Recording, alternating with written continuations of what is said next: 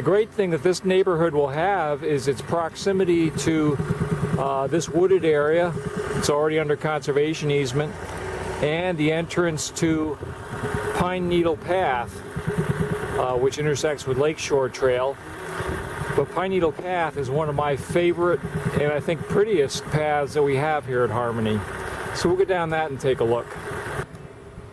Pine Needle Path takes advantage of a spoil pile that was cast up by construction of the outfall canal to Buck Lake, which runs alongside of it. And if you look across the canal, you can look into the developed area. There's a stormwater pond, and then just beyond is the beginning of the neighborhood that we were just looking at.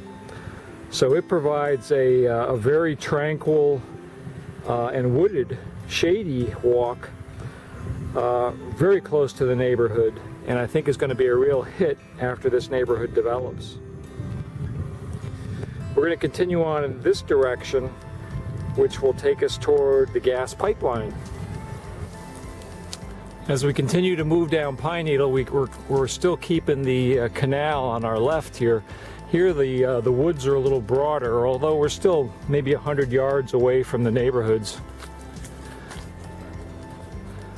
But it's a very comfortable walking trail.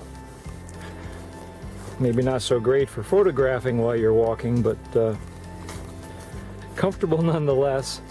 And it's all under shade, which is important in Florida summers. Up ahead, we're going to be arriving at a footbridge. This was built by residents as a volunteer project a few years back.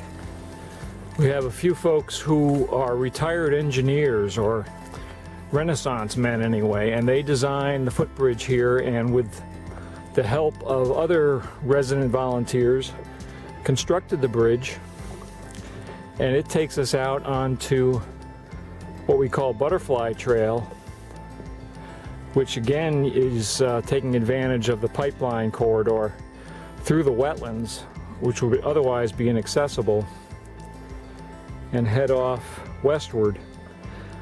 Pine Needle Path continues off to the left here, using this great footbridge that was built just a couple years ago. I'll add that this was modeled after a bridge in downtown Orlando at Dixon Azalea Park. They have a series of these going across a small stream, but this is about twice as big as anything they've got down there. But it was a great inspiration for a rustic feeling bridge.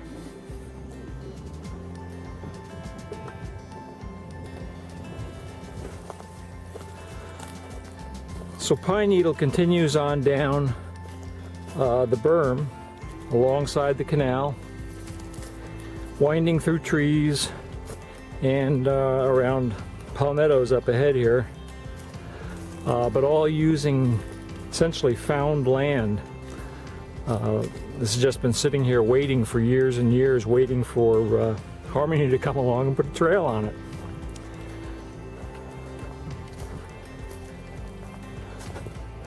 Palmettos grow about an inch a year, and this one's got a long trunk that has got to be well, at least 10 feet long. So that's a lot of inches and a lot of years, and is really quite remarkable that it's right here alongside of where we are. The berm was probably built around it, or just spoil was piled on top of it, and the palmettos persisted and now continue. It continues for, I don't know, maybe a quarter of a mile or so. Some of the old spoil piles are still in place here. We didn't grade them all out, so they add some really interesting contour to it all, and the pines that are back here are just spectacular. This is a popular spot for joggers and just folks who want to get away and take a nice walk in the woods. But eventually we come up to a place where we want to cross over to the Lily Pond. So another bridge was installed up here, just like the other one, and takes us across the canal.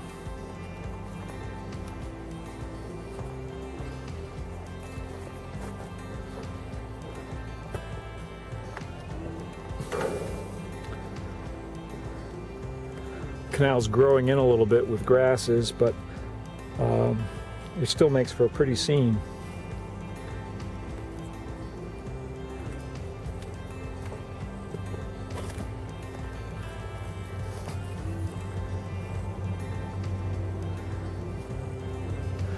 The trail loops around what was a borrow pit and is now called Lily Pond for all the lilies on it, although they're hard to see now. It's grown up a bit. We had a drought a year ago and a lot of new plants came in that are more terrestrial, and so at least on this side it's closed up a little bit, but that can be easily corrected. There's a bench here. This was a Boy Scout project, an Eagle Scout project, and there's some other benches along the trail that makes its way around the pond. But we'll head back at this point.